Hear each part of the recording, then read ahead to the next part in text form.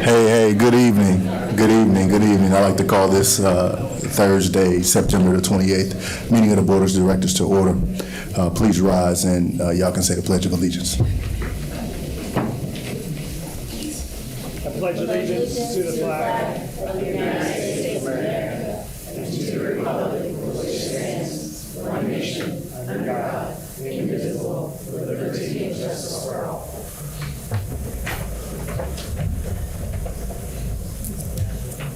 Tacoma Public Schools acknowledges that we are on the traditional, ancestral, and historical lands of the Puyallup Tribe of Indians. We honor with gratitude the land itself and the Puyallup Tribe. This acknowledgement serves as a first step in honoring our nearest tribal neighbors and partners who have inhabited this region since time immemorial, and to whom we give thanks for allowing us passage to their lands. We shall intentionally create inclusive and respectful partnerships that honor indigenous cultures, histories, identities, and social political realities. General Counsel Ben Rowe, can you call the roll, please? Yes. Vice President Stroger? Here. Director Keating? Here. Director McElroy? Here. Director Leon? Here. We have a quorum. All right, next item is the adoption of the agenda. Do we have a motion? I move to adopt. Second. It's been moved and seconded. All those in favor say aye. Aye. I don't hear anybody opposed because everybody said aye, so we'll move forward. It passes. Item 6, recognition of staff, students, and community. Item 6.1, recognition of the Shining Star Community Partner Award to Dr. Sunny Chang and Dr. Lucas McIntyre. All right. Woo-hoo. Got applause already. Good evening. My name is Amanda Scott Thomas. I'm the director of the Community Partnership Office. Good evening, Board of Directors, beloved community. It is my pleasure to award the first Shining Star of this school year. If you would notice, last year we started getting them made by the Hilltop artist, and the color was blue last year. It is green this year. Good job, guys. All right, so as you know, the Tacoma Public Schools defines partnership as a cooperative relationship between students, families, the school district, and the greater Tacoma community. Partners are committed to supporting the academic success of the whole child. We know our partners work with and invest in the education of our children and youth, whose future in turn will affect the quality of life in the entire Tacoma community. When it comes to student success, Tacoma Public School recognizes that it cannot do it alone. And in recognition of an investment of time, talent, resources for TPS students, family, and staff, the Shining Star Community Partner Award signifies honor and thanks to a community partner who has made a difference by doing what's best for kids. For you tonight, the Whole Child Department has partnered with Drs. Sunny Chang, Associate Professor with the School of Nursing and Healthcare Leadership at the University of Washington, Tacoma, and Dr. Lucas McIntyre, a child and adolescent psychiatrist with MultiCare, for the past 2 years in support of school counselors and school social workers. Sunny and Lucas have been amazing community partners that provide monthly case consultation sessions. These are opportunities for school counselors and social workers for them to bring issues of behavioral health, challenges of practice, and or other consultation questions to them monthly. During the monthly case consultation sessions, Sunny and Lucas have gone above and beyond to share their professional expertise, to support our counselors and social workers when it comes to how to best support youth, how to best support caregivers and staff in the realms of behavioral and mental health. Sunny and Lucas have supported individual cases while also presenting on topics such as selective mutism and suicidality. Their continued willingness to share their lens, as well as take in and learn with the school and school counselors and social workers, has been indescribable. We are looking forward to the Whole Child team and Tacoma Public Schools continuing to grow and evolve the collaboration and partnership for this 2023-2024 school year, and perhaps offer up opportunities for more Tacoma Public School staff to be involved with the case consultation sessions with Drs. Chang and McIntyre. Their countless hours of consultation, collaboration, dedication, and service is greatly valued and has not gone unnoticed. At this time, I would like to welcome Drs. Chang and McIntyre up to say a few words. Can we give them a hand?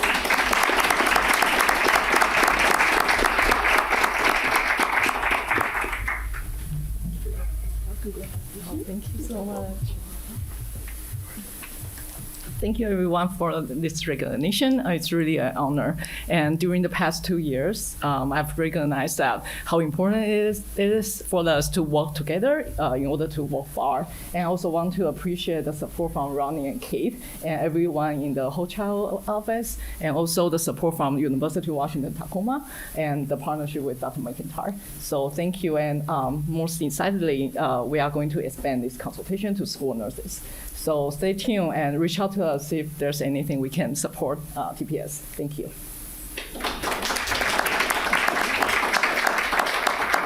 Yes, thank you very much for this recognition. We greatly appreciate it. We've thoroughly enjoyed working with the staff of TPS over the last 2 years. I also want to echo my thanks for Ronnie and Kate and Laura of the Whole Child program who have supported us in partnership. I'm very grateful for Dr. Chang, who has brought her expertise to this. Also our partner, Susan Moore Ramos, who we co-created a coalition called Commencement Behavioral Health as a partnership between MultiCare, TPS, and UW Tacoma. And we are expanding to a variety of programs, such as extending consultation to school nurses. As we all know, our youth have been really struggling with mental health, not only during COVID, but also well beyond that.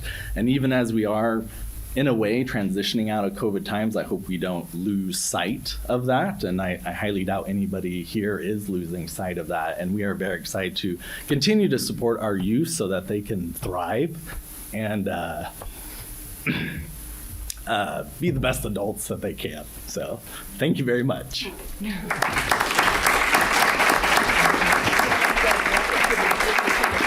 Yeah, come on up.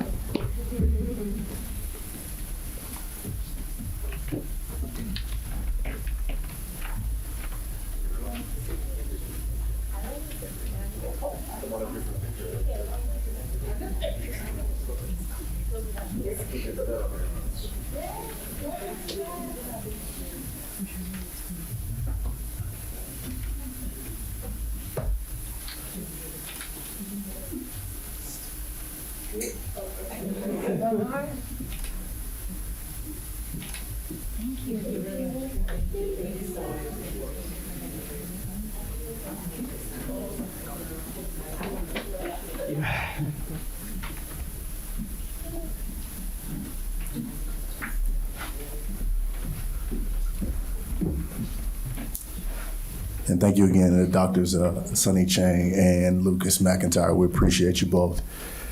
Moving on to agenda item number 7, Superintendent's Report. Item 7.1 is the whole educator recognition.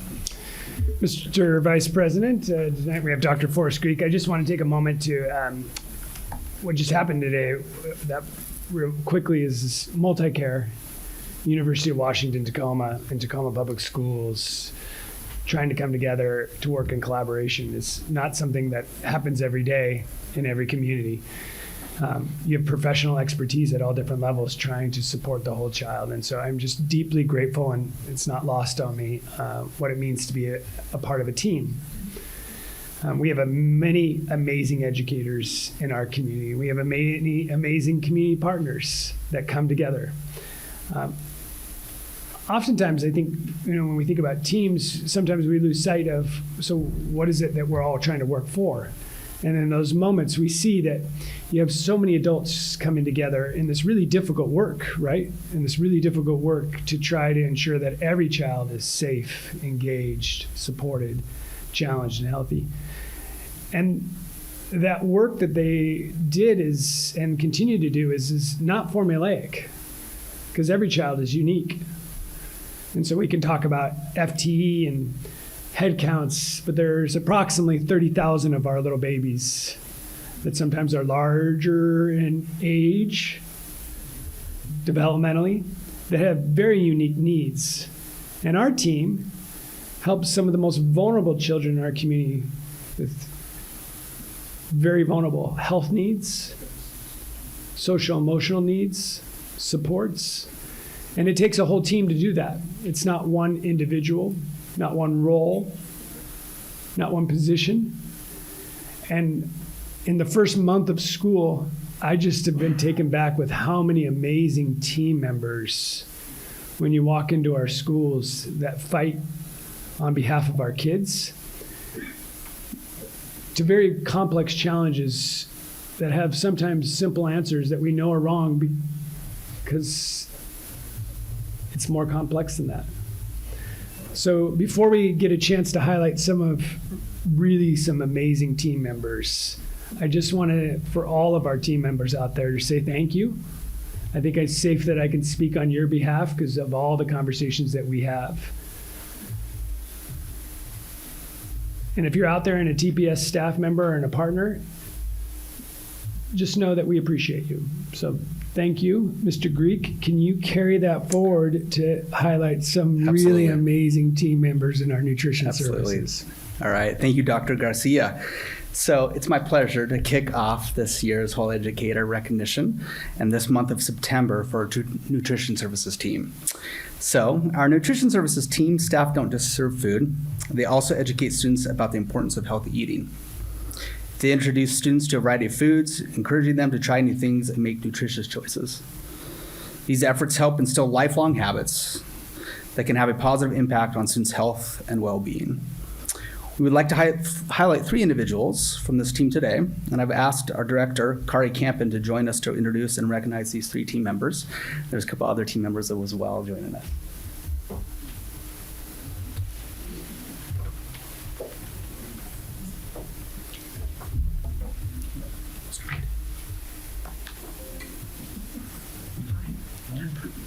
Joining me here are Beverly Lazenby, Field Assistant, Michelle Stroh, Cook Manager for Geiger Montessori, and Tina Rodriguez, Cashier at Geiger Montessori. These 3 are, we have a group that are also here with them, of family, friends, and coworkers, and union leaders that are here to support them. These are 3 outstanding members of our team that we have. And this team is part of 180 people who serve 13,000 to 14,000 students every single day. I think that alone deserves a round of applause. When I think of kind of that teamwork that Dr. Garcia just talked about, I think of a chocolate chip cookie. And if you think of all those who help contribute to our students and how they make it through this whole successful program or process, as a chocolate chip cookie, our teachers are probably the flour in that chocolate chip cookie. All the other ingredients that you can think of that are in there, the sugar, well, sugar is probably our board members, I would think, and the sweet part. And then there's all the other things that are in there. That's all the rest of us that kind of support the teachers in making that chocolate chip cookie experience for our students. But the one ingredient there is that chocolate chip. And our nutrition services specialists, they are the chocolate chips of that cookie for our students. In thinking about that and the wonderful things that they do, for example, at Geiger Montessori, Michelle and Tina have helped that Breakfast After the Bell program go from serving 100 students to 300 students. And that's phenomenal. Part of the reason why they're being recognized is because of that and the passion and teamwork that they have. Bev Lazenby has been with us for 32 years. She's worked with almost every position out there in our nutrition services program. As a field service specialist, she now helps pass on those skills to other schools out there. And right now, she's responsible for about 30 elementary schools in helping them. Again, these are 3 of the other amazing 180 that we have serving in nutrition services and deserve our recognition tonight. Please join me in one more round of applause for them. And we also have some cookies back there because we're nutrition services. Okay.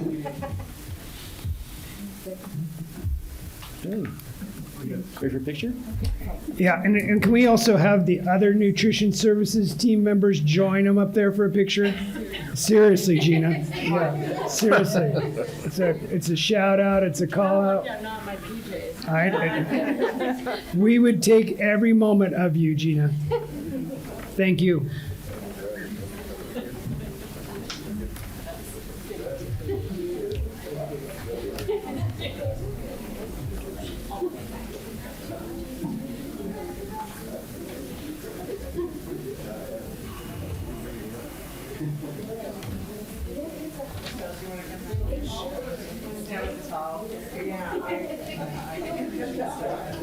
Need the photo. All right. All right, Corey, you go just Okay, on 3. 1, 2, 3. One more. 1, 2, 3. Cheese. Perfect. Thank you. Thank you. Thank you.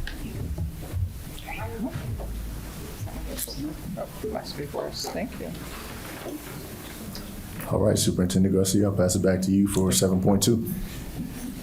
I'd like to introduce our Assistant Superintendent of Human Resources, Ms. Renee Trueblood, who's going to give us an overview of the start of school. Thank you so much, Dr. Garcia. The start of school, there are a lot of reasons to celebrate, and I want to celebrate our staff. We have a 93.7% retention rate. Yes, thank you. Can we have a round of applause for that? Thank you. That means that, we always have some retirements and we always have folks who may move. But when you're above 90% in the HR world, that's really considered a best practice. And so that says to me that this is a place that people want to work. People want to be here, and we're very proud. It means that our human resources mission of putting the right people in the right seats, the right schools, is working. And so that's a celebration for us. When we also talk about the beginning of school, it's about staffing, and there's a lot of movement of staff and students, and it's driven by enrollment. And we're excited that our enrollment is up. You can see we're up by about 300 students over last year, and that's the equivalent of about 10 classrooms. Now, that doesn't mean that they're all in the same schools or the same grade levels. And so every year at the beginning of the year, there is some shuffling that goes on. Why in some schools do students and teachers get shifted around after the first 2 weeks of the school year? It seems disruptive. Great question. There's a good reason for it, but it's a little complicated. Every fall on the first day of school, each class doesn't always have the exact number of students we predicted. After all, a lot can happen over the summer. Families move away, others move to town, and others relocate to new neighborhoods, which means the number of students no longer fits our projected class sizes, making things a little complicated. So how do we predict student class sizes? The whole process starts in December when an expert demographer projects fall enrollments. They look at things like population, registration, birth rates, economic trends, housing, and more. These projections also include choice enrollment, class size limits, and other factors such as students moving up from lower grades. By February, we're planning how many teachers to assign to each school and each grade level. Then we recruit and hire teachers, so all the planned classrooms will have a teacher on the first day of school. Sounds good, right? Well, not quite. Remember how we said families move during summer break? Well, those moves mix up our class size predictions, and we have to straighten things out, even if it's not always ideal. After the first 2 weeks of school, the picture gets clearer. Sometimes small classes are combined, while overcrowded classes may force students to new classrooms. Other times, teachers will shift to new classrooms or even a whole new school. Some years, the shifts are minimal. Other years, they're more dramatic. But we're always trying to reduce the impact on our students because, in the end, the goal of Tacoma Public Schools remains the same: help students be successful every day. Thanks to our communications department for putting together that great explanation. And our period of time is done now. Between September 12th and 27th was our displacement period, where we tried to do all of that adjusting and getting our teachers in the right classrooms. And so we had 19 teachers that we call displaced, meaning that we had to move them. They've all been given new assignments, so we didn't have any teachers without an assignment. And in fact, we're hiring. We have 12 classroom teacher positions and 5 special education positions.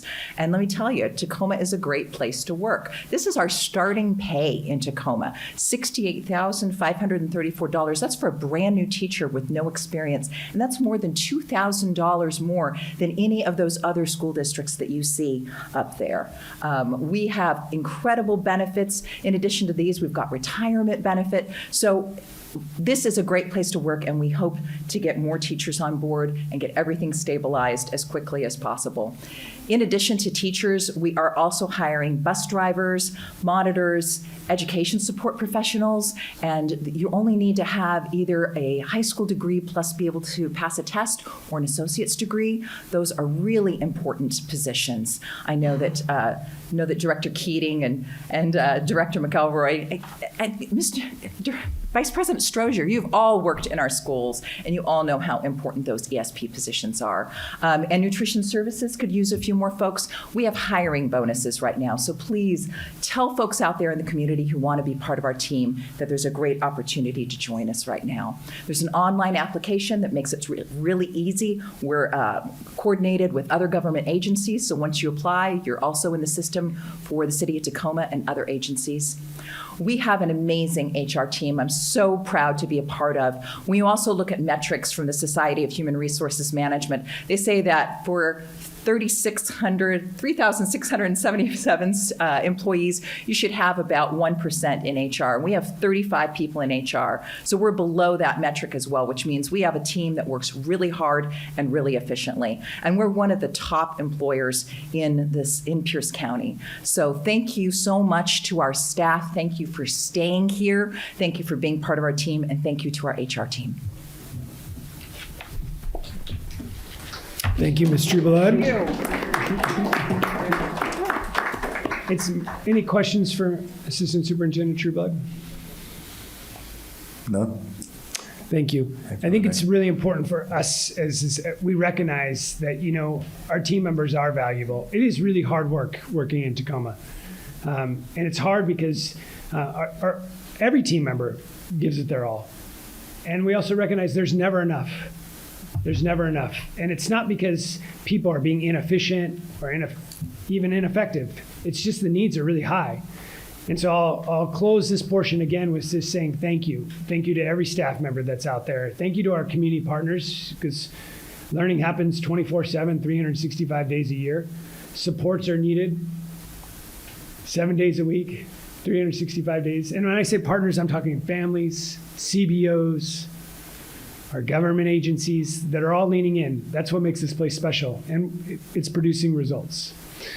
So thank you for that report, and we're ready to move on to the next agenda item. All right, we'll be moving on to item number 8, which is a staff report to the board. Item 8.1 is a benchmark report from Early Learning. Tonight we have Ms. Michelle Raw-Lewis going to give you your annual benchmark report around early learning. Good evening, everybody. It's great to see you guys again. Here to give you the updates from last year and where we're moving forward for this year for early learning. Glasses on here and try to remember to use my clicker. Maybe. So early learning is our goal number 3 in our benchmark. So we are focusing on our early assessment interventions from preschool through 3rd grade, and just to ensure a level of academic success for our kiddos and giving them the best start to their academic career. Our early learning mission is to support and serve our students to reaching their highest developmental, social, and academic potential. We create and maintain developmentally appropriate learning environments while empowering families to participate in enhancing their children's education and success for kindergarten. So with that, we're going to go on into a couple of things. We have 7 preschool programs within the district. When I'm thinking of the preschool programs, I'm thinking that those are our funding sources and how we get funding to be able to support the almost 1,500 students that we have in our preschool programs. So you can see that we are steadily increasing from 2001 in our enrollment by adding new opportunities for families in Tacoma, that we have 1,490 preschool slots. So getting right close to that 1,500 mark. We also know that the preschool slots, those aren't enough, so we're going to continue to try to find other funding to get additional slots. When we're looking at our priority benchmark, we're looking at the population that is in our preschool programs, and it pretty much mirrors what the rest of the district for K-12 when we're looking at students by ethnicity. Okay. So for our key findings for the last year, that we were able to add 5 new transitional kindergarten programs to our district. That gave 100 more opportunities for families to participate in preschool. We are very proud of that. We are able to increase our applications for preschool, so we know that there's a great need out there. Last year, we took in well over 4,000 applications for preschool. And remembering that we have a little under 1,500 preschool slots. We've maintained our community partnerships and continued to look for other community partners to support in our preschool programs, giving parents a variety of opportunities throughout the district. We have moved from our application process, so we're able to give equity amongst our preschool programs. Where families are applying for our preschool programs, we have a small but mighty team that go through those 4,000 applications and determine if they are best qualifying for our grant-funded programs, our TK programs, and that's based on economics of the families, age of the student, and the unique needs of each family, if they're looking for a full-time or a part-time opportunity. Our preschool data is in our Synergy and Performance Matters. So when our preschool families and students arrive to Tacoma Public Schools, they are able to be in our system and be able to have data that follows them all the way through their academic career with Tacoma schools. Again, our enrollment, as I talked about with our applications, are trending back to the pre-pandemic rates, that our families are feeling confident and secure of bringing their littles back into our school programs. Our next steps, as always, I think I say this every single time I'm up here, is that we are seeking to find increased preschool opportunities. And we are learning that our families are wanting some full-day opportunities, so full-day preschool opportunities. We're going to continue to expand our transitional K, looking at data to see where the needs are, going through those 4,000 applications and ones on the waiting list, and see where we can support families within the district. We're going to be doing a saturation and community assessment this year, just to really see what the community is needing and where should we put our next preschool schools. Our summer enrollment supports are continuing to improve. Our goal is to be able to ensure that our preschools are full by October 1st and that families are able to start school on time. And then just a good shout out to our communications department. We are partnering with them for marketing and outreach to ensure that families, and the most neediest families, know that this free opportunity is out there and available for them. And see if you had any questions for me. I just want to highlight a few things. First and foremost, I want to thank Michelle. Michelle does an amazing job. All of our preschool staff do an amazing job. it's tough. 7 different funding resources, right? And so, we are a K-12 system by state. In Tacoma, we are pre-K through 12. And then, obviously with dual credit and college enrollment, we try to extend that beyond. Michelle has to navigate those different funding sources. Each one of them have different requirements. And so that's sometimes really challenging for families to say, well, why don't I qualify? You heard that we have 4,000 applications and 1,500 slots. The subtlety that one of the statements Michelle said, it was regarding the community assessment. We're really trying to make sure that if there's preschool offerings in the neighborhoods, that we don't need to saturate seats in that neighborhood. We're trying to use data to make sure that there are equitable opportunities. And if there are plenty of rooms, we don't want to take away from those high quality preschool programs in the neighborhood. Those are valuable resources. And so Michelle does a lot of work with different partners in that space. One of the things that on the website, if you're a family and every kid is hitting preschool age at a different time. And so you may ask yourself, well, I missed the time. Like, what are my options now? And under the website, there's a list of different partners that you can reach out to see if there are slots. Child Care Aware is a really unique partner because they are looking and providing opportunities through other community partners, and they can guide there. So if you're a family member and you weren't able to get one of those slots, maybe you didn't qualify, maybe there wasn't enough space, please continue to reach out. Our office can continue to help and guide you in that space in there. So any questions for Michelle or the team? Do you want to go first? Question or comment? A comment. Okay. Thank you for the work that you've been doing and continue to do in early learning. As an early learning advocate and former preschool teacher, I really appreciate Tacoma Public Schools' approach to ECAP and early learning as a whole, our ELL and our deaf and hard of hearing classes. And I feel like when you look at early learning, sometimes that ball gets dropped. And so as Dr. Garcia was saying, we spread the resources and we communicate with all the partners in Tacoma. Thank you for the work you've been doing and utilizing childcare research and referral to help people find where they need to be. Thank you. I had a question and kind of a comment, not really a question I think that can be answered, but I was curious about the assessment. What is the timeline expected to have that completed? So we are partnering with Burke to be able to complete that community assessment, and we're hoping to have all of that data by early to mid-February. Okay, excellent. And having been a parent that used Child Care Aware a very long time ago, it's an amazing resource. And then this is what I don't. So earlier this afternoon, I attended a White House briefing on the potential government shutdown.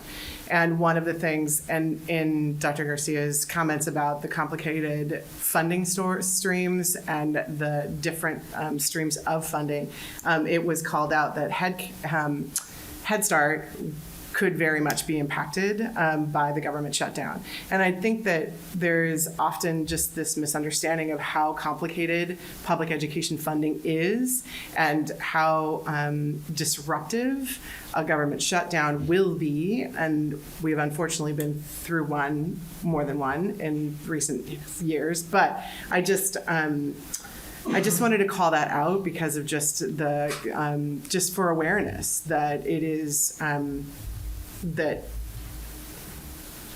education funding is one of the most complicated things that I underestimated when coming into this role and learning and constantly having to keep up to understand the constant changes, whether at a state level, at a federal level. It is highly complicated.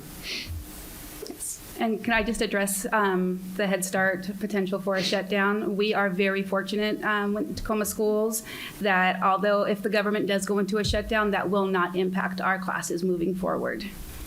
Thank you. It's good to hear. Great. Thank you all. And then I just want to give one final plug up for the importance of early learning. I think it's safe to say if you ask most educators, does every student learn at the same rate at the same time? That they would recognize no. And if you ask that same question is, do they start learning in kindergarten? What we know about brain science and developmental, no. And so we all, as a community, have to continue to find ways to partner and support early learning to make sure that it's accessible. There are functional ways to do it. We are not trying to be the early learning provider solely in Tacoma. We want partnerships. We want to open our space. But make no mistake, we are committed to continuing to find ways to support that because we know it's the right thing to do for kids. Ready for our next one, Mr. Vice President. Well, thank you, Superintendent Garcia, and thank you again, Michelle, for the report. We're going to move on to item 8.2, which is a 2024 bond preview. So I am joined today by Mr. Williams, and I want to just give you a little bit of preview. In the last decade, I think we all recognize that the Tacoma Public Schools, with partnership of our families and community, have changed the trajectory of student outcomes in several arcs. And one of them is graduation. By no means is that the only one the teams have been successful in. And it's not lost on us that you can't do that without a community investment. And over the last decade, Tacoma has invested in its schools, whether it's been maintenance and operation levies, bonds, capital, as well as technology. Tacoma supports its schools, and we are extremely grateful to our community. We couldn't do the work without their support, and we know what that means. It's a financial obligation, it's the sweat and equity, and it's continued support. If it wasn't for our community, I'm not sure we could have done what we have been able to accomplish as a team. What you may not know is what we've been doing with those tax dollars, those supports, although we talk about it here and you can see on the construction website and you can drive through the neighborhoods and see fields and new schools and technology pieces. Approximately 70% of the 2020 bond to date has been reinvested in Pierce County through Pierce County Construction.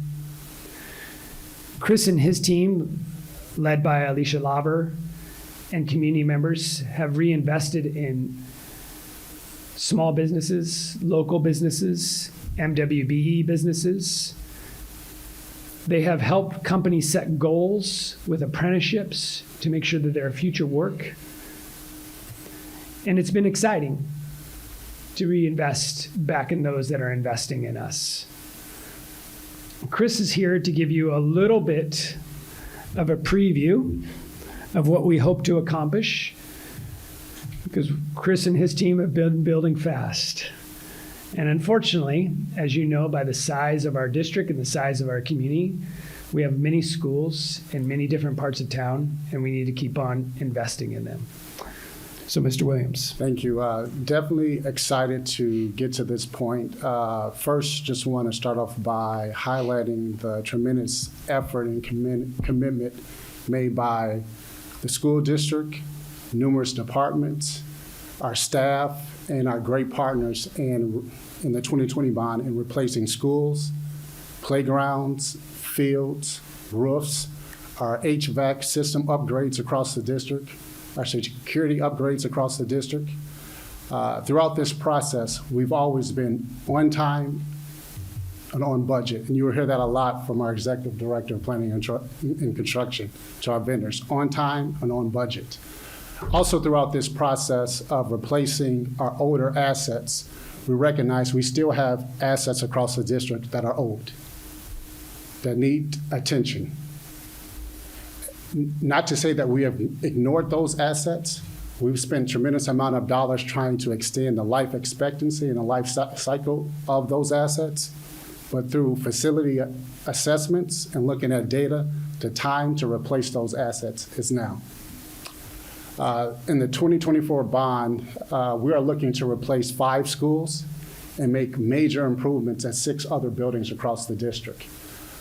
In this bond, there are a couple of projects that we would say are exciting or stand out, or we believe that the staff, our students, and community can get behind. And one of those projects is a central kitchen. I know we've received over the years tremendous amount of feedback. I know the board has, our superintendent, our cabinet. We've received feedback from our staff in nutrition services. The time is now for that. And we're here to say that we've listened to our students. We've listened to the community. We believe with the central kitchen, we'll be able to provide healthier choices, more options, and more quality options. Our nutrition services staff have done a tremendous job. It's just an opportunity for us to do things different to better support our students. And if you look at the size of our district in the state of Washington, we're the only district that has not implemented a central kitchen. So the time to do so and the need is now. Another project we're definitely excited about is the continuation of the Maritime Skills Center, Phase 2. I mean, this is a great project. We understand the impact that it's going to have on this community. To be able to provide career paths and opportunities, to be able to provide techno-educational opportunities, and I think it goes without saying the economic impact it will have on this area for many years. And I just wanted to echo our superintendent. One thing in this district and our department and what our executive directors, Morris Aldridge, lets our vendors know, and we're very adamant about that, is that we're going to ensure that a significant amount of our dollars on the tax, bond dollars, go to supporting local businesses. We understand that local businesses have families, they hire locally, they have students and staff members throughout the district. We are 100% committed to that, and it's non-negotiable for us. So with that said, I'm excited to bring our Executive Director of Planning and Construction, Morris Aldridge. Thank you.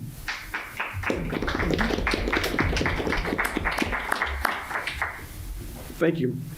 As we begin to put this together, some of the things you've already seen and will continue to go through, but we want to make sure that everyone really can understand what our goals are with this bond, what the overall agenda is in improving teaching and learning and safety and security on all of our campuses and in all of our buildings as we start to move through. So that was our agenda there. So what are our goals? It's building learning environments for all of our students that help them all to get on an even footing. So in some campuses, it is a replacement campus, as you'll see on some of these, but in others, it's minor changes within buildings, whether it's lighting, heating, cooling, those things. All of those, if you've been in the classroom when it's 80 degrees, you know that that's difficult. If you've been in a classroom when it's 35 degrees, that's difficult. So we're going to do our best to make sure that all of our classroom environments are at a point where teachers can teach and our students can learn. So we're looking at our building environments. That's one of our goals. Continuing to improve our safety and security as we go through. This 2020 bond, we've got the majority of our buildings that are covered. There are very few areas that we won't touch, but there are always going to be some things in upgrades that we'll need to go and look at as we start to move through from building to building, and things change from year to year when we start looking at technology. When we're looking at investment in the community, as Chris was saying this morning is when I was talking about with PRC. We invest more in our community than any other school district in the state of Washington. That's a fact. We presented this morning to the PRC, which is the state's project review committee, and they use us as the model. They use Tacoma Public Schools as the model of what you need to be able to do when you're looking at taxpayer dollars. Building career pathways is another thing that we're doing. So it's not just the Maritime Skills Center, but there are other programs that we're supporting and helping to grow throughout that will either feed in the Maritime or part of the CTE programs that we've got going. And Chris alluded to, again, Central Kitchen, but it's not just the Central Kitchen itself, because on all of our other campuses, we're still going to have to do some upgrades within those kitchens to support the Central Kitchen. Not saying that we're going to go in and replace everything, but we're going to make sure that they get the things that they need to be successful as we start to move through this. And then again, looking at equity, using the data, using our geography, making sure that we're not just concentrating on one part of town, but we're looking at all of our students as we go through this. Doesn't matter where you live, south, north, east, or west. Everyone's going to be impacted with the dollars and things that we're looking at. So the process. looking again at the capital development analysis that we've done over years, we've had some evaluations of facilities that have been done in 2016, 2017. We're taking that data that we used in 2020 and building on that, because we've had some other evaluations as we've gone through, again, looking at the facilities, looking at the learning environment, looking at both internal and external stakeholders that work within our buildings as well. Because one of the things that we do well in this school district is partnerships and bringing folks in to help our students that greatly benefits their needs. So we want to make sure that all of those pieces are covered as we go through, looking at our site conditions and, of course, our cost analysis. Because we are going to make sure that when we're standing up in front of the taxpayers, that they know that we've spent their dollars wisely on everything that we do. Design build as our cost control method. We use progressive design build. We're actually, again, this morning in front of the state's PRC, Project Review Committee, we actually are the only K-12 district in the state of Washington that has an agency certification, which means that we determine whether we're going to do progressive design build or GCCM or hard bid. We don't have to go back to the state agency project by project. This is our second time receiving this. We've done 17 projects, in everything that we really have done really showed them that we can do it and do it well as we go through. And the reason we do that is cost certainty. As we start looking at our projects from day one, we've had one change order with 17 projects that we've done with progressive design build. And even that one was a mistake by the contractor that had to be done, whether we liked it or not. But it had to be done, and we should have been the GMP. But we make sure we're monitoring things from day one, and everyone understands when we walk in, they have a responsibility to us, to our taxpayers, and to our community to make sure that we're doing things right as we look at it. And it gives us more of a cohesive process working together, where we've got community members, teachers and staff that are working together and coming together and looking at what's the best thing for us to move as we go through our new buildings. Local investment, and we alluded to that earlier. I think Josh mentioned that as we were doing, but 72% of local spend. There's not another district in the state that has 72% of local spend on their school projects. And I want to, you've been in our buildings. We're not, our local contractors provide high quality work. And that's what's really fun about it is the work is just amazing. And so it's just another example that investing locally makes a difference. And we're not sacrificing anything in this process. Nothing at all. Thank you. Also, you can see there the dollars that have been spent, both local, non-local, looking at our small business, our MWBEs, all of those dollars. We lead the state when it comes to the dollars spent in those categories for certified MWBEs, because there's a difference between certified and self-certified. We lead in that, and that's because of the work that Alicia Laver has done, both working with the contractors and working with small business folks, putting them in the right direction to where they can get certified and working with them on that. And she's done an outstanding job of that. So looking at our replacement schools, we've got them in alpha order. Looking at DeLong Elementary will be a full replacement. IDEA, Point Defiance Elementary, Stanley Elementary, and Whitman Elementary. Whitman is historic, so we will actually have to go, we can gut the interior, but we can't significantly change the exterior of the building. We believe that IDEA, which is historic, but it's not on the registry, all indications are that we should be able to replace the entire building itself, but we'll find out here in a few years. So then we look at major improvements. And when we talk about major improvements, we're talking about things like tuck and point. And most of us probably don't know what tuck and point is, but if you've got a brick building and you've got water penetration, you've got to stop that water from penetrating in between the brick. The mortar itself wears down over time, so we've got to make sure that we're going in and fixing that and replacing that. Anything in the building envelope, we know where we need to go in and start working on the buildings, whether it's at Stadium High School or Lincoln High School or some of the others that we've got listed here.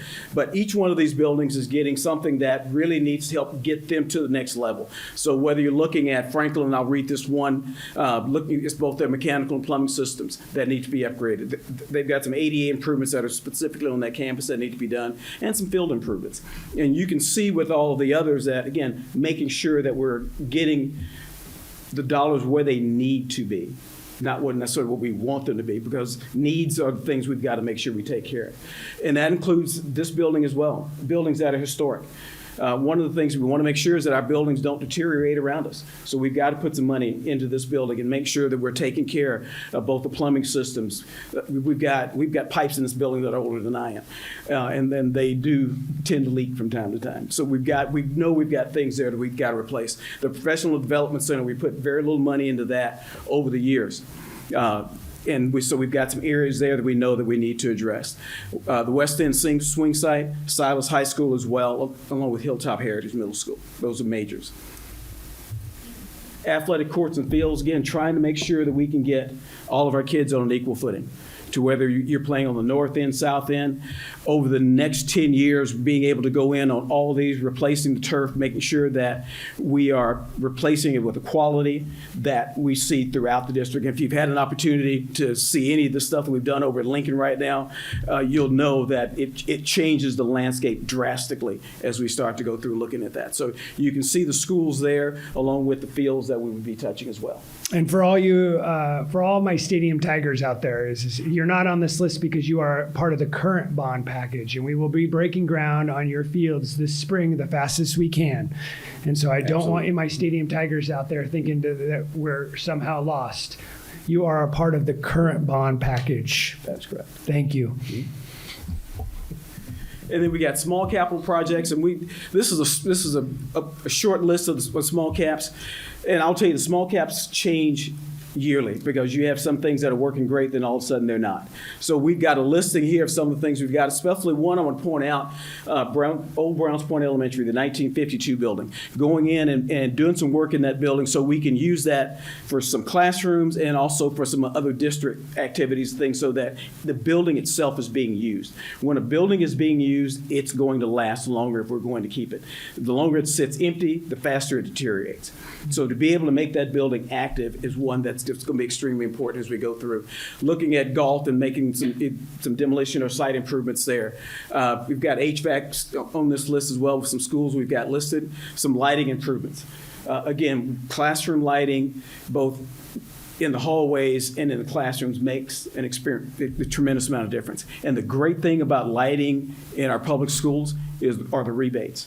And we'll be talking about rebates later on this year, because we will get a significant amount of rebates on the lighting that we do in classrooms and classroom buildings.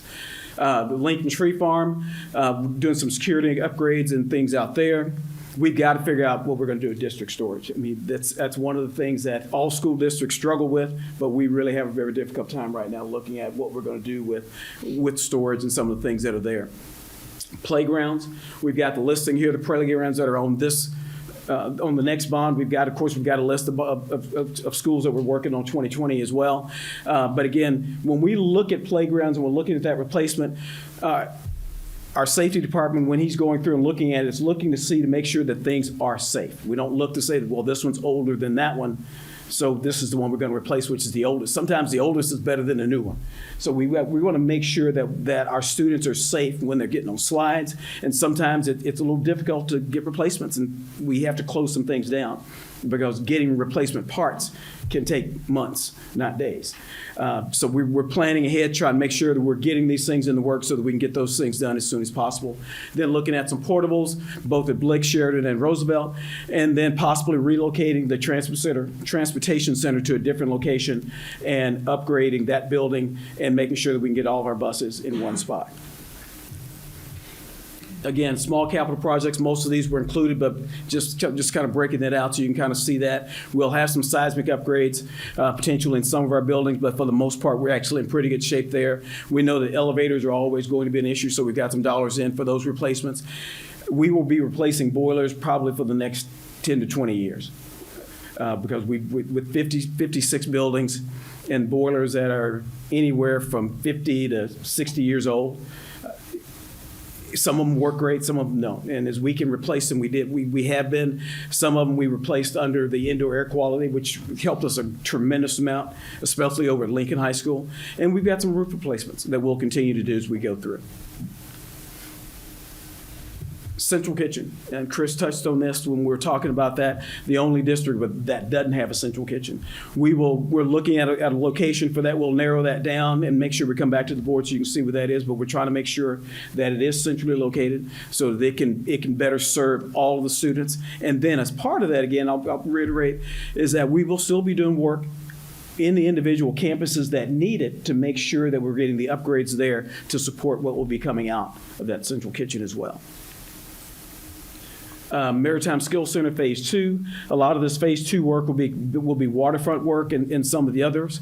But as we go through this, one of the things that I guess I've had to learn is when you're dealing with the Corps of Engineers, they work on their time schedule, not yours. So it takes a year and a half to get a permit through the Corps of Engineers. So there's some work where the building will be done, but the waterfront stuff will not be done. So just bear with us as we go through and putting that phase together. You can see there, the partnerships that have been provided there. I know that Adam Koulas has done an amazing job reaching out and working with companies of folks that want to invest into Tacoma Public Schools and into our students. And I think that's one that's going to be extremely exciting as we start to move forward. Again, safety and security, I touched on that earlier a little bit as well. We'll continue to put money into safety and security, making sure that we don't have cameras and things that are going down and we're not getting fixed or replaced. Because the last thing you say is, anyone wants to hear is that, well, we bought a brand new one 4 years ago, but it's not working now. So we've got to make sure we're have dollars to be able to take care of those things. And in and around some of our schools, we work closely with the city on our safe routes to schools, making sure that if we need to add crosswalks or we need to do some things to continue, even on a building that we may not be touching, that we're still making it safe for those students that are going. And then I'll turn it over now to Rob. Thank you. So in order to pay for all of these resources that we intend to invest back into the community and back into our schools, we would raise taxes. We would raise taxes by asking our voters, asking you to approve a resolution. That resolution would then go to the voters, and the voters, if they approved it, would then be approving us to increase taxes. Taxes are made up of several different components for the district currently. Right now, we have 3 outstanding taxes that you'll see up here. And this is a historical graph from 2023 backwards to 2019, and then an anticipation moving forward from there. The blue represents our educational programs and operational levy. That's our operations that we have every day. So when we say our levy, our quota enrichment levy, those are the dollars that we're talking about there in blue. The red represents our capital technology levy. So those are all the resources that our voters have approved for us to have technology improvements, technology refreshes within classrooms for our students, for our staff to have those technology resources. And then the green is the existing debt. That looks like bonds that we have sold in the past. So that's the payment on principal and interest of past bonds. Everything that's in blue for the past, historically, are already approved by the voters. We're assuming that those will continue moving forward. We're assuming that the capital technology levy will continue moving forward. Pardon me. And in the green is actually what we have outlined currently. We've already issued all of those bond series, so the green is what we will actually be paying. And then what you see in purple would be representative of what we might anticipate would be the taxes that would be needed to be raised in order to pay for this construction, for the bond that we're presenting to you. It's important to note, though, that that's just a representation. There are many factors that go into what the actual tax rates will end up being. We don't know how much it will cost to actually issue that debt. Depends on how many series of bonds we issue. It depends on what the interest rates are at the time that we go out to issue those bonds. Currently, interest rates are considerably higher than they were 4 years ago when we went out for a bond previously. What we do anticipate and what we intend when we're building out these packages is that the tax rate will be at or below the same rate that we have today. So our anticipation is not that that tax rate will increase. We intend to structure it so that it will decline or continue to decline. There are many factors that go into that. So if assessed value increases in the Tacoma area, or if the assessed value decreases in the Tacoma area, then that makes those tax rates fluctuate. for the tax structure that we have put forward and what we're trying to accomplish and to pay for this, we've looked at the last 5 years and we've compared that to the next 5 years. There seems to be a lot of volatility in the economy. There seems to be, just with the potential government shutdown, with things happening economically, we don't really know what might happen. Even locally, there's a lot of fluctuation that's happening. Assessed values have declined slightly, or at least the average home value in Tacoma has declined slightly. And so we're really not sure what things will look like over the 25-year life of that bond. So if we're trying to bring forward an assessment of what it might look like for the next foreseeable future, we think 5 years is a reasonable assessment to say what that impact would be. Over the next 5 years, in anticipation of Proposition 1 that we would bring forward to you in our resolutions next month, we would see a homeowner increase for the average Tacoma homeowner of $90 per year, or about $7.54 per month. So these are the figures that bring that forward, and we just want to make sure that we're making you aware of what those implications are, and then recognizing that there are so many variables that go into that. We want to be upfront about that as well. I think this is you, Morris. I'll bring Morris back. So the breakdown on the bond itself of the $650 million, 52% of that is for replacement campuses. We've got 18% on our large capital, 4% on athletic fields, small cap is at 16%, and then we got major improvements or make up 10% of that. And as we start getting out to the public, we'll make sure that we've got the exact numbers so that the community and everyone can see exactly what those things are at our next presentation. Any questions? Thank you, team. For clarity, and I probably didn't do a good enough job to start with tonight. We are sharing with you what our proposal will be. You are not taking any action tonight. We want to give you and the public a time to consider. We would be looking to, based on the work that we do, is bringing you a resolution for your consideration. And that resolution would give us the authority to move forward with this package to the public. Appreciate it. Anybody got any questions, comments up here? Well, I guess I sort of have a question, but when I was talking with Chris and Morris about some of the historical buildings that we have, or the ones that are on historical registry, could you just talk maybe a little bit about helping the public understand the costs that also can go with a you're going to do a better job of this, Morris, than I am going to try and articulate it, but I think, do you understand where I'm trying to go with this? With our historical buildings, they're significantly more expensive to rehab than if we were starting from scratch. Because depending on what's actually inside of it, from asbestos to all the things that you have to abate and potentially have to hold up walls if you've got to take down the floors, making sure that you get completely back to current ADA standards, your cost can be anywhere from 10 to 20% higher than what you would normally spend on a brand new building.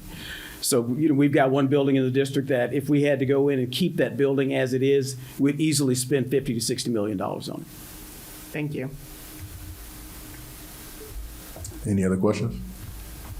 Go ahead. Just comment more than anything else, but you've done a good job explaining the importance of the central kitchen already, just around improving the choices, but also the nutrition, and more kids that get better, more nutritious food that tastes better, then they're going to take advantage of that and eat those lunches. So I think it's really important to just continue to improve that. It's a big part of just your development, physical and mental development is what you eat. So I appreciate you thinking about improving upon a good system we already have. Thank you. There we go. Thank you. All right. Thank you. We're moving forward to item number 9, which is members of the public wishing to address the board.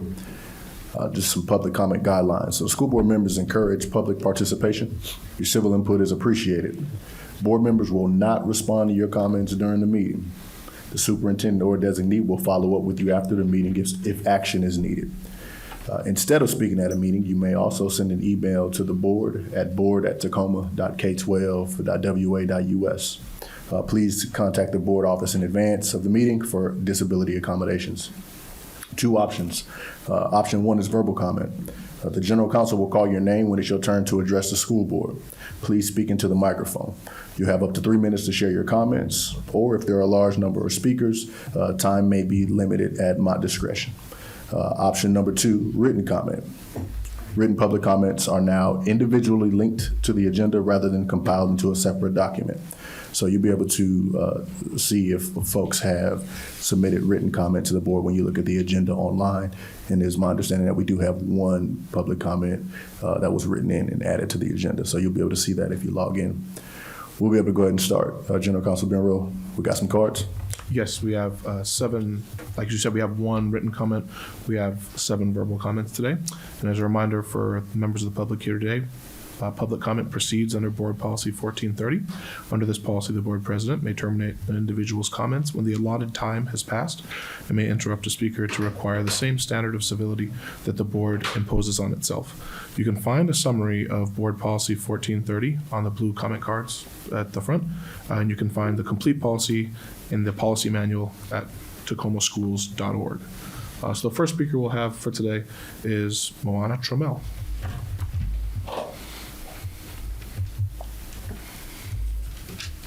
Thank you, board directors, superintendent, and staff.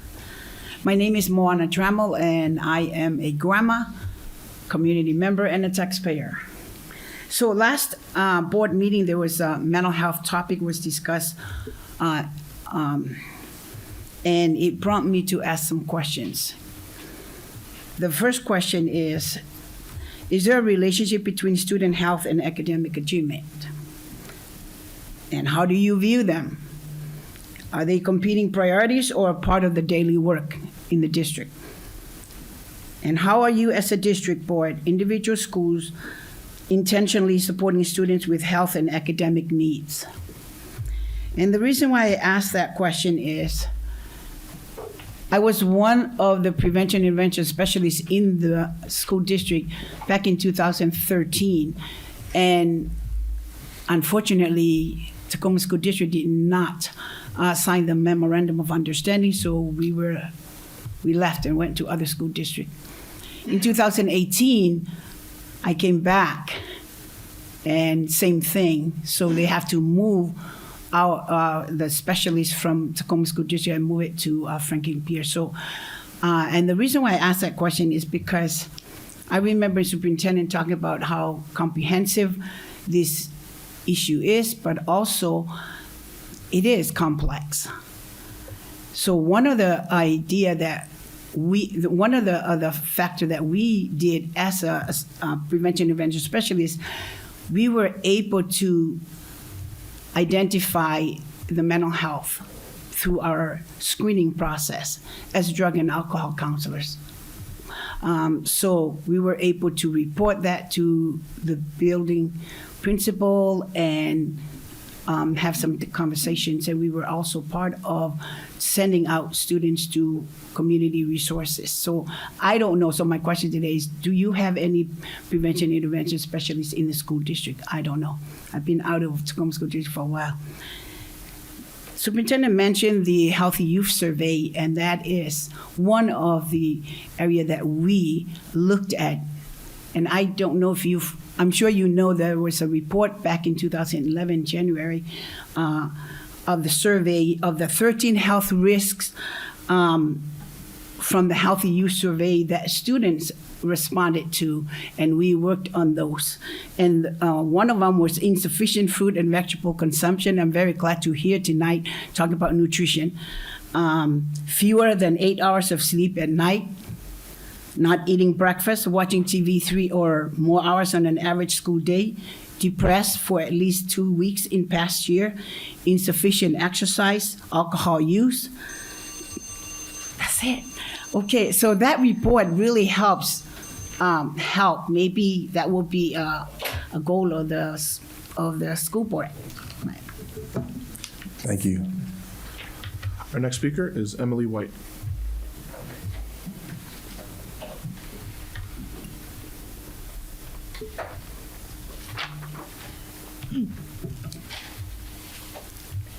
Good evening. My name is Emily White, and I am a school counselor.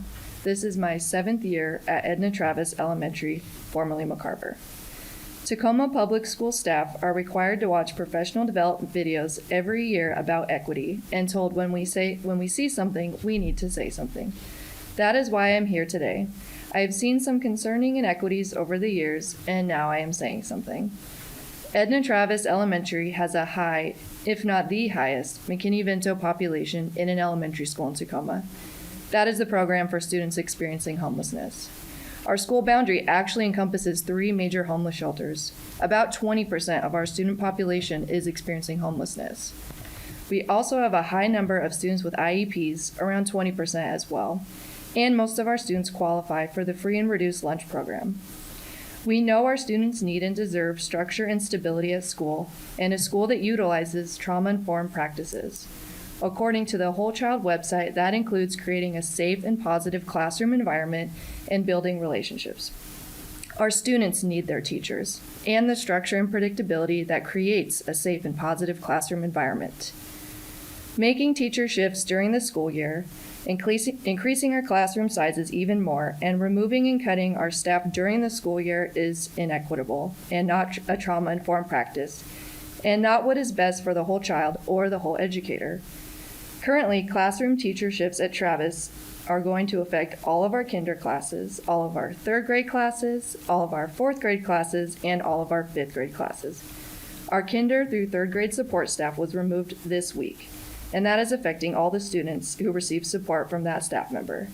Our McKinney-Vento support staff member has also been pulled from our building, which is affecting all of the families that staff member supported. We also now have comprehensive school status, which means we, Travis, are in the lowest performing 5% of all schools in the state. If we really want our students, the students of Hilltop, to succeed, then we need equitable practices. We need the folks who make these decisions, the decisions to cut and move our staff, to destabilize our students, to pack our classrooms to the brim, to take into consideration that our students are not numbers on a list. They are children. Beautiful children with needs, and these children deserve a school district that provides them with the tools and supports to meet their needs, and, per the Whole Child website, to be safe, engaged, supported, healthy, and challenged. Please hear our voices and concerns, and know we're not going to stop advocating for what's best for our kids. Thank you.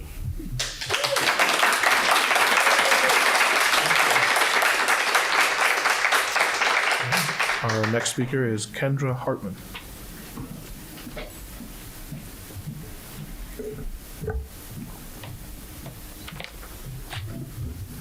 Hello, thank you for allowing my concerns to be heard this evening. My name is Kendra Hartman, and I am the librarian as well as IB coordinator at Edna Travis Elementary. I'm here to express my deep concerns about recent developments affecting our school community. Our commitment to providing quality education to our students despite the challenges they face is unwavering. We understand the complexities of budget management, but ask that you prioritize the well-being and future prospects of our Travis students. I think of the equity versus equality graphic that shows 3 people trying to see a baseball field over a fence. If graduation is the baseball game and the people are the different schools in our district, we're the shortest person trying to see over the fence and needing more boxes to stand on. We need more teachers, not less. We need more resources, not less. We need smaller class sizes to meet the needs of every student every day at Travis Elementary. Our students need us, and so we are their voices here today. As you know, Travis is situated in an area with high prevalence of ACEs, poverty, housing insecurity, and trauma, and has been a beacon of hope for many children and their families. Our dedicated teachers work tirelessly, helping them overcome obstacles and reaching their full potential. Pulling kids from the teachers that they've bonded with so far this year feels like abandonment to them.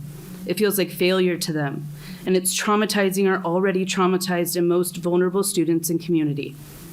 Disrupting their classroom dynamics and increasing the student-to-teacher ratio may lead to a decline in educational outcomes, particularly for those already facing substantial challenges.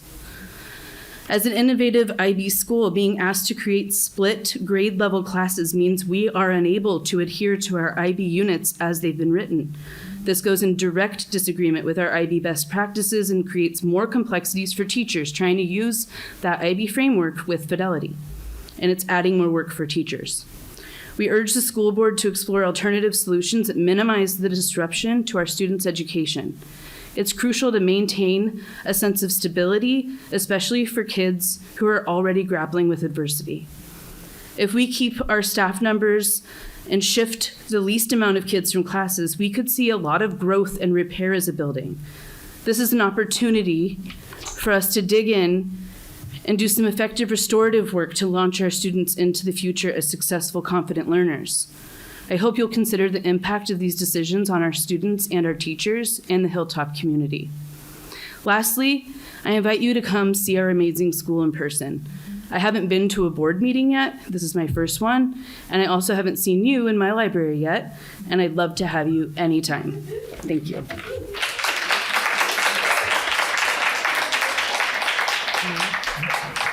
Our next speaker is Joni Anderson.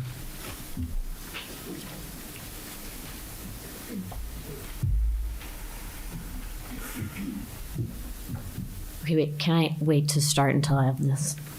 I want to make sure everyone can hear me. Okay. Testing? Okay, here we go. This is my 4th year serving students at Edna Travis Elementary as the multilingual specialist. I am a split position between Edna Travis and Edison Elementary. In the 4 years that I have been a part of the Edna Travis community, I have witnessed the needs of our school, our staff, and most importantly, our students be consistently neglected. As a multilingual specialist, I have the privilege of working in several buildings across the district. There is a great disparity between the support I see provided to other schools and the support provided to Edna Travis. But wait, Joni, don't you have an AP there? Yes, we do. And about 90% of our AP's time has been spent working on incident reports and intervening when students are assaulting staff members. But wait, don't you have extra FTE at Edna Travis? Good question. Currently, we have a full-time SPED position unfilled, a Spanish position unfilled, our McKinney-Vento support position removed, our K-3 literacy position cut, a kinder position cut, and a desperately needed 5th grade position never posted. Last year in the spring, we had on average 10 to 17 staff members out a day, a reflection of the exhaustion we faced. This resulted in all specialists, interventionists, and principals being pulled to sub daily.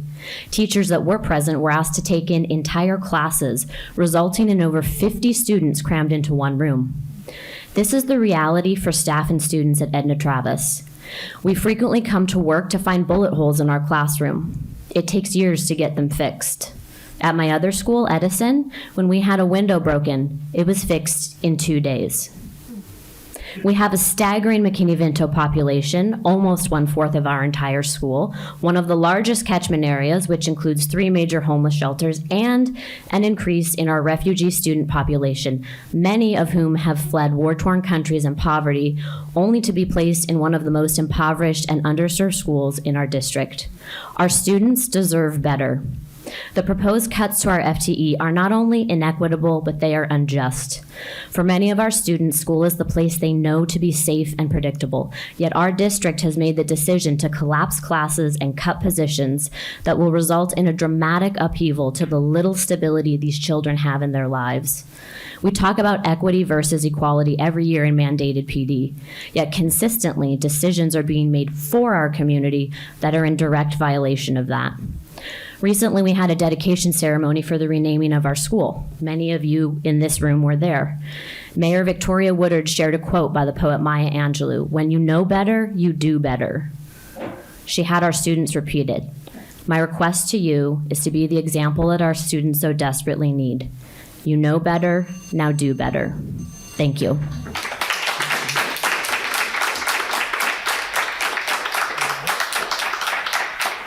All right, our next speaker is Lindsay Roper Hetland.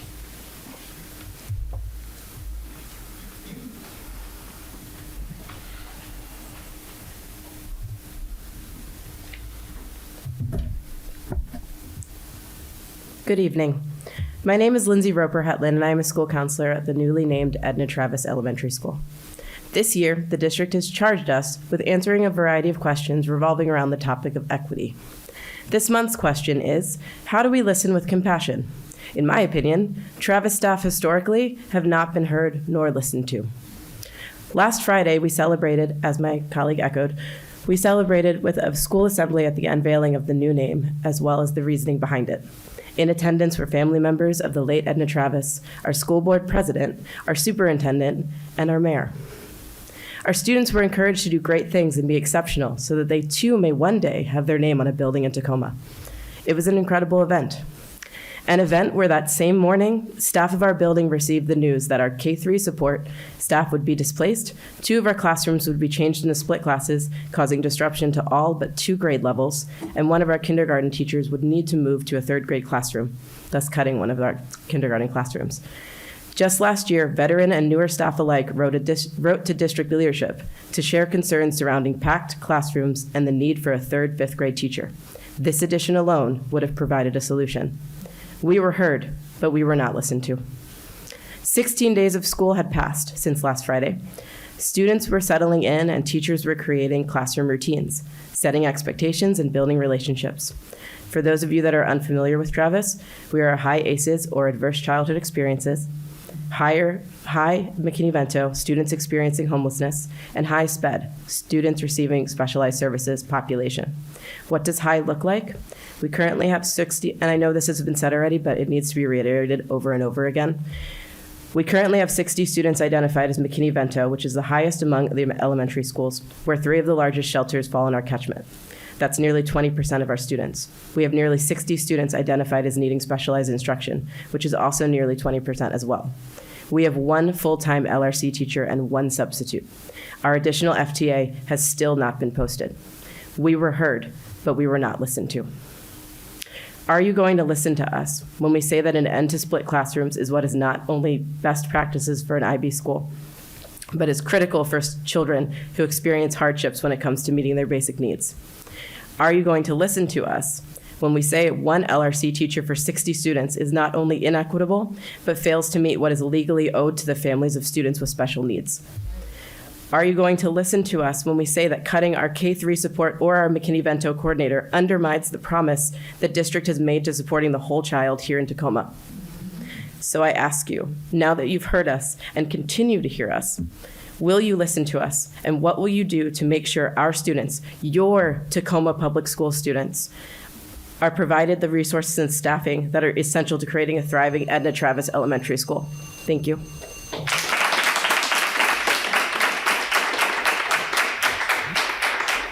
Our next speaker is Cindy Brandt.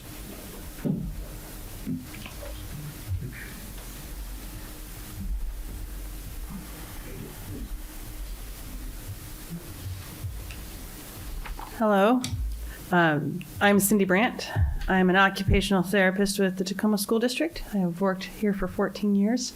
7 of them have been at Edna Travis. And I could work elsewhere, but I choose to keep going back. I also work at many, many schools in the district, and I see a lot.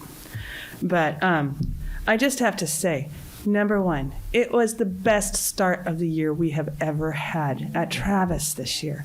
I was so happy. The hallways were quiet. The parents were enthusiastic. I have never seen such a good start. The kids all stayed in their classrooms. We were so like, oh, this is great. Because last year and many years before, but especially since COVID, and I went through that school in COVID, like I was one of the few staff in there with the kids. But my assistant and I and some of the other ESAs like us, we would show up and like we'd be like, whoa, the behavior here is like the worst we see. Like my assistant would be like, Cindy, I almost don't want to come back next year. This school makes my stomach so tight as to what I see going on. Because we had such impacted kids from the homelessness and the pandemic all kind of coming to Travis, right? And it was really, really tough. And I saw staff go out on all kind of health, stress-related issues and so forth. So this year I was so happy. And then I get the news that we're literally only going to have 2 kindergartens. We get new kids all the time. And then if we have behavior problems, we only have 2 kindergartens and we're packing them, that's crazy. And all their reasons. You've already heard so much from them. By the way, the bullet holes are a super problem. I've had bullet hole windows that finally got repaired last year that had been there for years. Anyway, so we're having a great year. This is happening. We're comprehensive. And I look at this and I'm like, there's 64 schools, there's 36 grade schools, and we're losing 4 staff. And I was looking at that stat saying only 19 staff are being lost. I'm like, I have seen some other sadness at the other schools, but a lot of the schools haven't been touched at all, and we're really touched. We're really touched, and I think is it because we don't have parents that are going to come here? I don't know. Maybe that's why I'm here. But I love the kids at Travis. Here's my picture of the kids at Travis, and I just want you to think, when we pack the classrooms, take an X and exit through some of these faces, because in these packed classrooms, those kids, they're not going to learn like they would if we would have left it as it was at the beginning of the year. We need the small classrooms and all the support. We need a good year. We need to bring our kids in Central Tacoma who are the most impacted. We just need to wrap our arms around them this year. And then, more parents will put their kids in Travis next year. Thank you so much.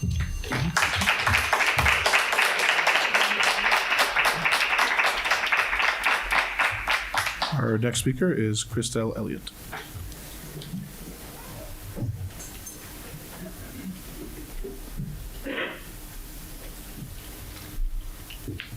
Good evening. I'm Crystal Elliott. I have always worked in Hilltop Schools, and this is my 6th year at Travis Elementary.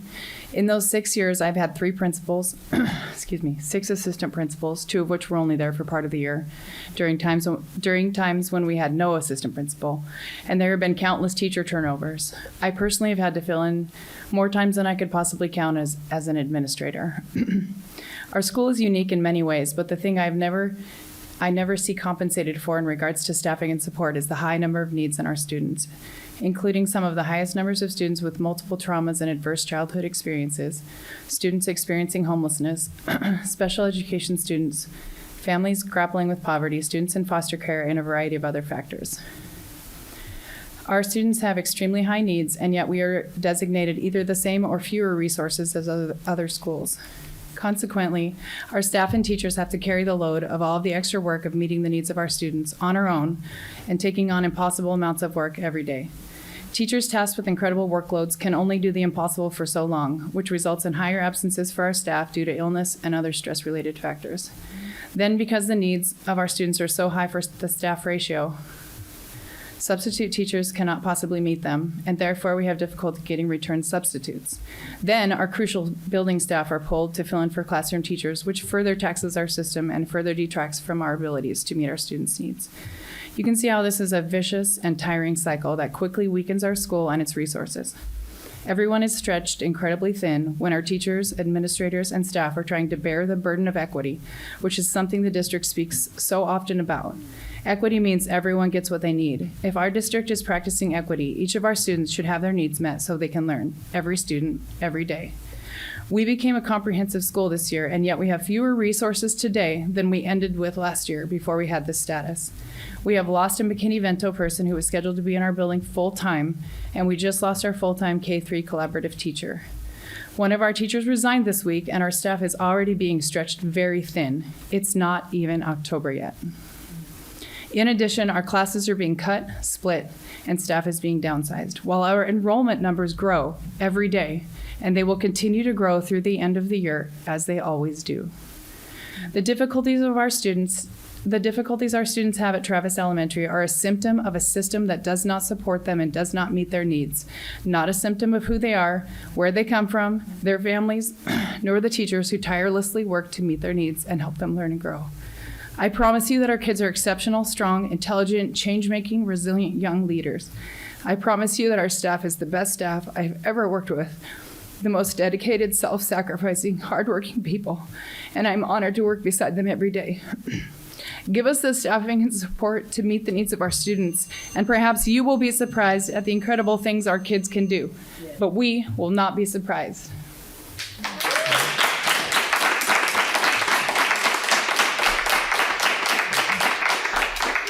All right, our last speaker this evening is Aram Westergreen.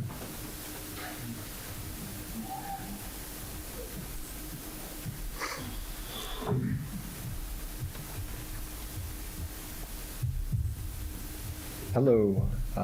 I can't compete with that. Wow, that is really heavy. And I applaud the previous speakers that what they had to discuss was a lot more important than what I've got to discuss.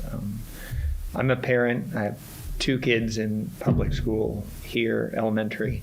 I'm going to keep it short.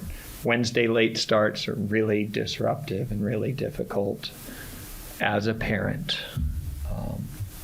And it falling in the middle of the week means that as a parent, we have to scramble to find a different, my lady has to take extra time off work. It's just a huge hassle. That's all I'm going to say. I feel really humbled by the previous speakers, and their issues are super serious. Thank you.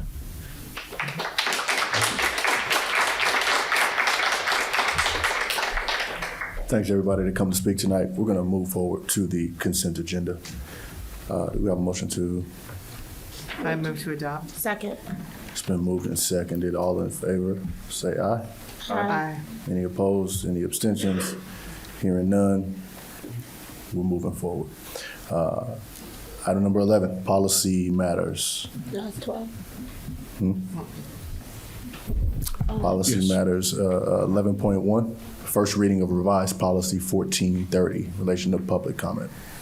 Yes, your general counsel recommends the board of directors review the revised draft policy 1430 and provide feedback before a second reading. So I can share a little bit about it. In April of last year, the Washington State School Directors Association changed some of its language around public comment and First Amendment issues, and recommended that school districts which had used WASDA's old language update it to match the new language, which reflected a change in the status of the law. So what you see here for 1430 is taking that portion of the language WASDA had recommended we updated to replace the language that they had told us was outdated and based on a previous legal interpretation.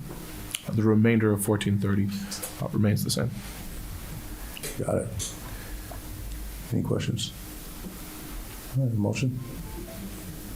It's been moved and seconded already? No? We don't do. We don't do that. These are just first reading. Okay, first readings. Okay, we're moving forward. 11.2, first reading of policy, new policy 4311, school safety and security services program. The general counsel recommends the board of directors review the revised draft policy of policy 4311 and provide feedback before a second reading. So just briefly, this is one that Washington State Legislature passed a law that requires all school districts in Washington State to spell out its safety and security apparatus, including whether they have a school resource officer program and how that program is implemented. So what you see here in draft policy 4311 is us spelling out Tacoma's specific school safety and securities apparatus, which you can see kind of reflects the way we do safety and security here in Tacoma. Good. Questions? All right, 11.3, first reading of revised policy 6973, acceptable use policy for digital resources. Yes, so the general counsel, on behalf of the chief information officer, recommends the board of directors review the revised draft proposal of policy 6973 and provide feedback before a second reading. So this one's an existing policy that's already in place. We've made a couple changes to it at the direction of our Chief Information Officer, Gracia. We've added the purpose statement, as you can see we have for all our new policies now. And we made a change to the language in that section about resources and interventions around students' sort of conduct use of electronic resources. Thank you. Appreciate that. So we will do that.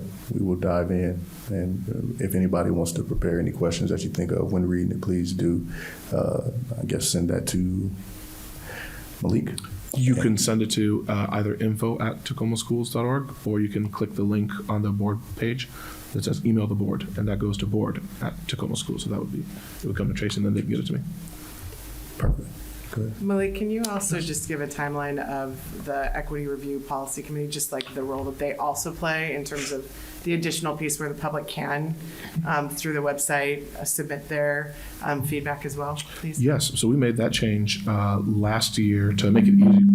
Sorry about that. To make it easier for members of the public to provide feedback on policies currently under review.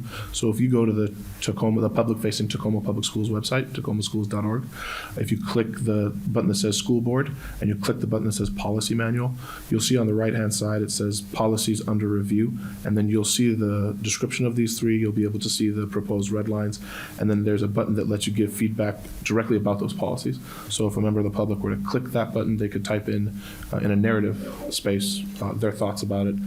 So that's one way if they didn't want to come and do public comment here, as we just saw, they could get those feedback directly to staff so that we could sort of address those before it came to you for a second reading. We also have an equity policy review team review that'll happen, I believe it's next week, Wednesday or the week after. So between this meeting and the second reading, we meet with the equity policy review team and we get their eyes and feedback on it as well. Thank you. No problem. Thanks. Good question. Appreciate that. Item number 12, financial report. The district's next quarterly financial report is planned for November the 9th, 2023.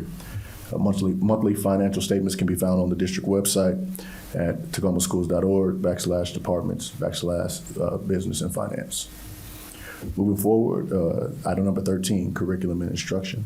13.1, approval of the 2023-24 fiscal year highly capable district plan and acceptance of grant funds. The Assistant Superintendent of Teaching and Learning recommends that the Board of Directors approve the 2023-24 highly capable plan and approve acceptance of associated grant funding estimated at $881,700 for September 1st, 2023 through August 31st, 2024, as well as expenditure of funds within acceptance guidelines, funding source, Office Superintendent of Public Instruction. I move to adopt item 13.1. Second. It's been moved and seconded. Any questions? All right. All those in favor say aye. Aye. Aye. I forgot to say it myself. Thank you. Passes 4-0. Item number 14. 14.1, approval of increase of facility rental fees. The Assistant Superintendent of K-12 Support, on behalf of the Director of Student Life, Athletics, and Activities, recommends that the Board of Directors approve the recommended price increases for facility rentals.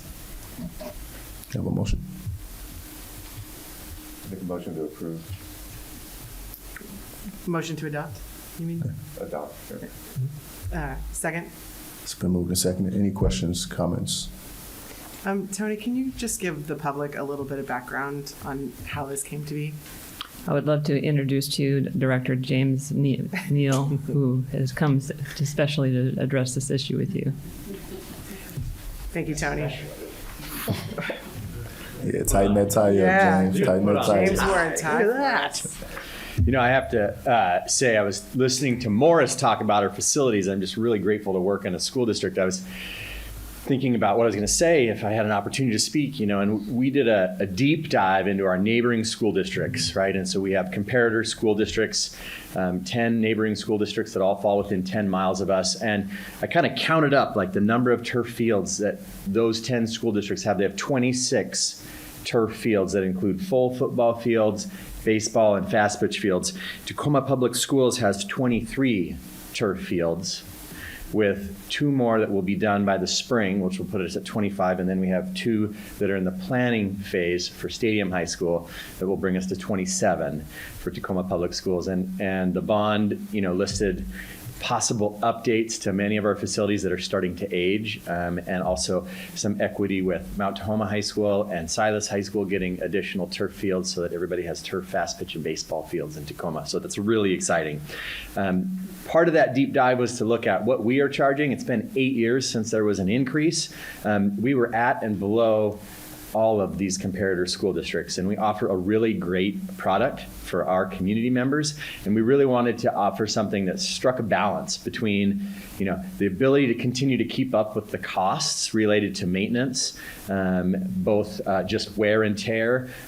Also, we have damage, right, that's done by people who don't really care about our facilities as well. So between all that, we want to be able to continue that same product that we give to our communities Furthermore, the cost of services to maintain and also portable toilets goes up. And so we provide portable toilets at a lot of our fields, so we don't have to open buildings and have additional costs with custodial staff, but those costs continue to rise. So in an attempt to kind of address all of those things, including the cost of insurance going up and utilities, we wanted to have a mild increase that will help us cover those costs, but also be affordable to our community.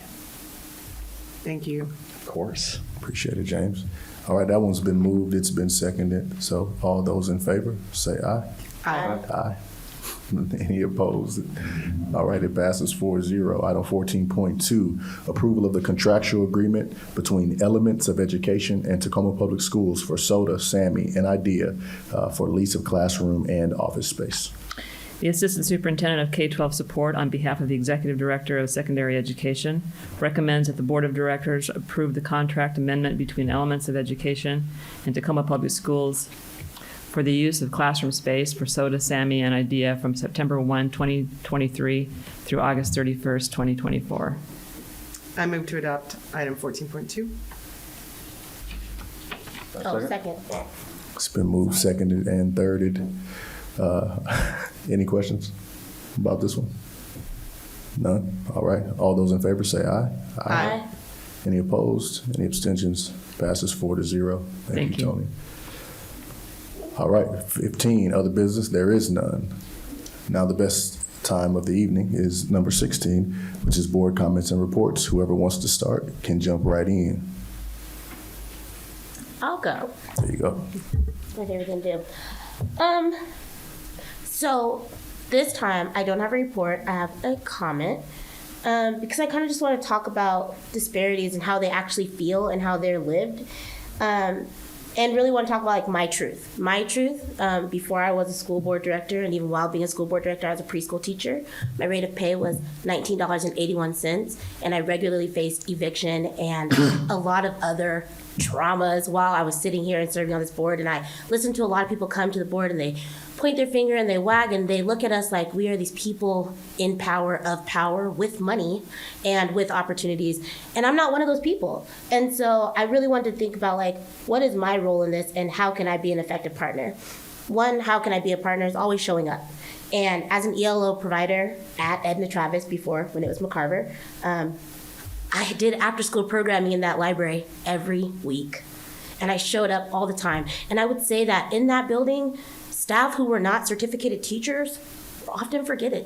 The ESPs, the McCarver or the Rainier Scholars, everyone was there doing their part. And they were showing up every single day. And the only voices that mattered were those certificated, often white ladies who would come and wag their fingers and say, this is the problem.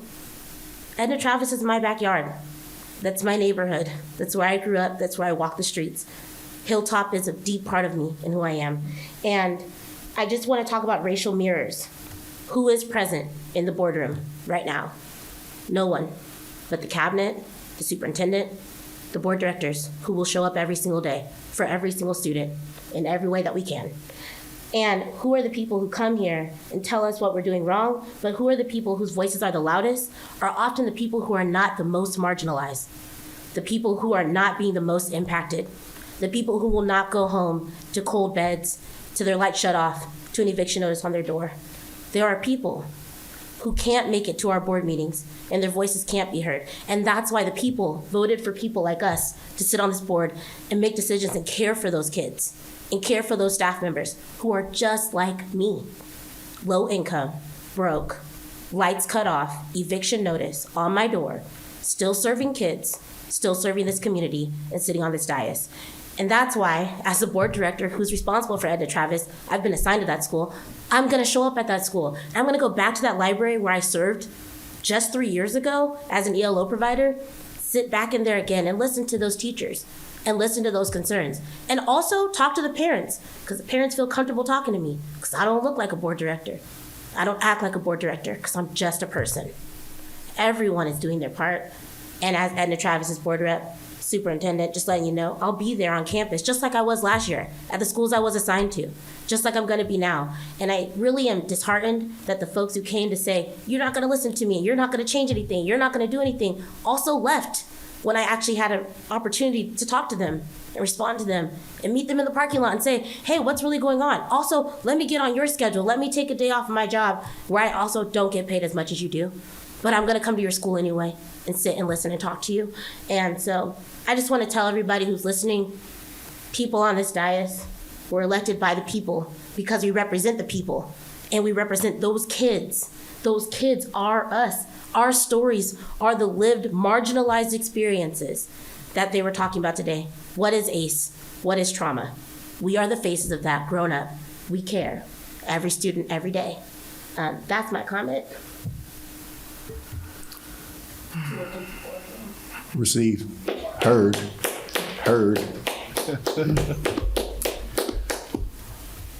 Who wants to follow that? You should have went last. Read the empty room. You should have went last. Anybody else? Sure. I think we heard some emotion there from those folks, from yourself, obviously. We do tell everybody we don't respond to them after they speak, so I just think that may have been the other side of the coin, why they may have left. I don't know. They may not have known there was going to be more discussion on that. So I'm glad you're there. I'm glad you're going to be meeting with them, so thanks for doing that. Safe Streets, last meeting we had, board meeting, new members are coming on. Just not a big report here, but you've heard about their National Night Out. I think many of you were at that already, so that was something they were integral in, and there was some really increased numbers on that was talked about. They had a fundraiser this week that was successful. Still need more funds to support that organization. They're working hard towards that and doing good work. I was on the sidelines of a very exciting Mount T Lincoln football game last week. It went to a big, exciting last fourth quarter overtime win by Mount T, but we know Lincoln's not going away anywhere. It's a very exciting game. Two good teams. Sorry, Vice President. That's it. All right. Director McElroy has me in my feels right about now, being accused of never showing up for a job I don't get paid for, and I put in a lot of time, and I take time off of work, and I work really long days and make up for the time I take off of work. I'm working at home, making up for my, anyways. So that's not my report, but I have feelings. So something that happened that was announced on Tuesday, the USDA passed a new rule that they've lowered the threshold for free and reduced from 40% to 25%, which is a really significant and impactful change, which will result in over 100,000 Washington State students who now receive actually free breakfast and lunch, and that is something that through my position as the ledge rep and serving on the WASDA Federal Relations Committee, we have advocated with the USDA and the Department of Agriculture on behalf of all Washington State students. So this is a really significant step in the right direction. So that's very exciting. School started, so I'm back into all the meetings, all the legislative planning meetings, preparing for legislative agendas, reviews, the new legislative session, like that work. There might be a hot minute where we take a little bit of a break, but that work really does happen year round. And so I won't list all those meetings. Today, WASDA, during the WASDA noon networking hour, they talked about elections, more specifically directed to sitting board directors in election that are running for office, and just sort of the ins and outs and understandings of how the difference between being a candidate and the expectation of being a candidate to actually governing. And it was a really beneficial thing. And it just reminded me that often I don't know that people understand that on this board, we are at-large positions. We are elected to serve the entire city of Tacoma, all the voters. We do not have districts. We don't have certain constituents versus other constituents. We are all at large. And we rotate every year so that we have as best as we can with our full-time schedules to try and serve in the best capacity that we can. And I just thought that was, it's always important information because it's one thing to run for office and be a candidate, and then it's an entirely different thing to serve in these roles and serve and learn. You are learning on the job on how to govern, and there's not a lot of grace, there's not a lot of time, and you have there's an enormous amount to learn how to do these jobs. And again, I will just say one more time that we are volunteers. We do not get paid to do this work. We are serving in volunteer positions. We are elected officials volunteering. And then I mentioned the White House briefing that I attended on the potential government shutdown, which will be very disruptive if that happens. So if you are someone out there in the public and you wish to contact your representative to talk about the importance of why avoiding a government shutdown is so critically important, it will impact airports, it will impact so many different levels of our daily lives.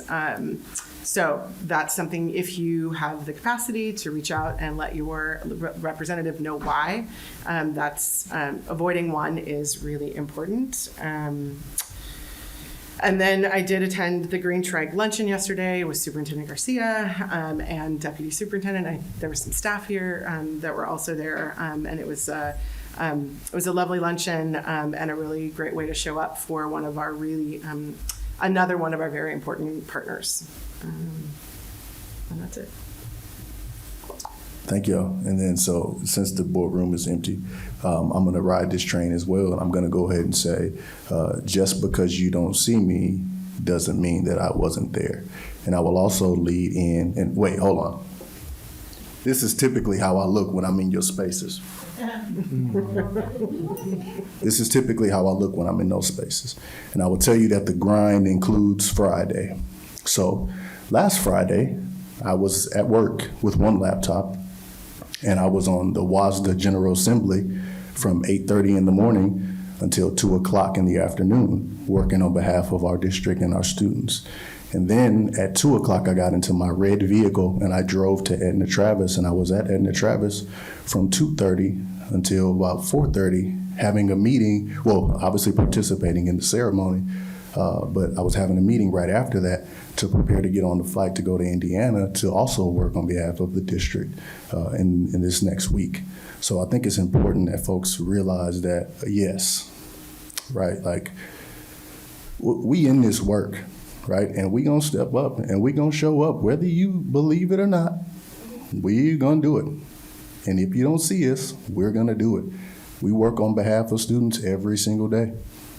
And I have for the last 3 years. I don't know if folks know, but I was minding my business, and then there was a vacancy on this board during the pandemic, and I stepped up to serve young people. It's not often that I want to rebuttal or bounce back and forth or lip wrestle with folks, but I will tell you, I got kids of my own, but I operate on behalf of the 28,000 kids, and my two are included in that, every single day, while working every single day, while working on my doctorate every single day. So I'm not really interested in subscribing to the you don't do this, you don't do that. What I am interested in telling folks is we are grinding on behalf of every student in this district, every person in this boardroom, every staff member in this district. We are grinding for young folks.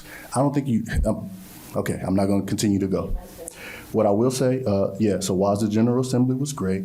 The Travis Elementary renaming was great.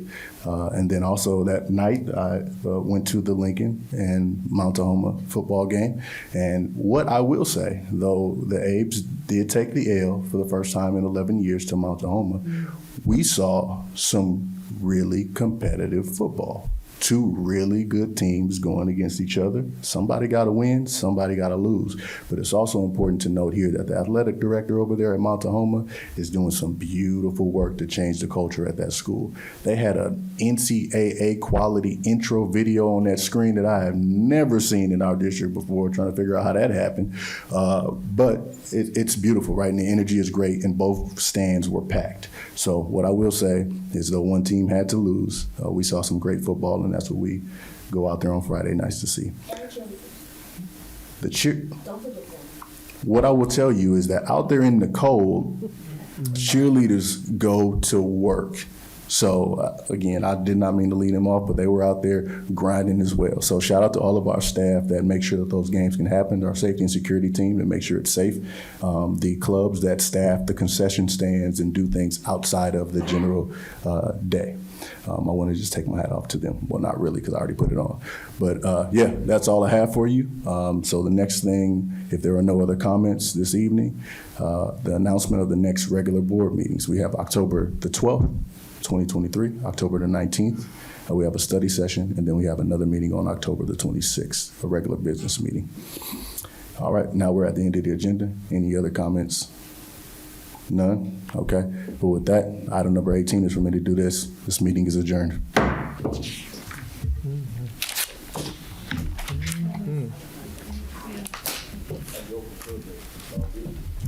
Thank you, Malik. Thank you, Lisa. Yeah. Yeah. Wait,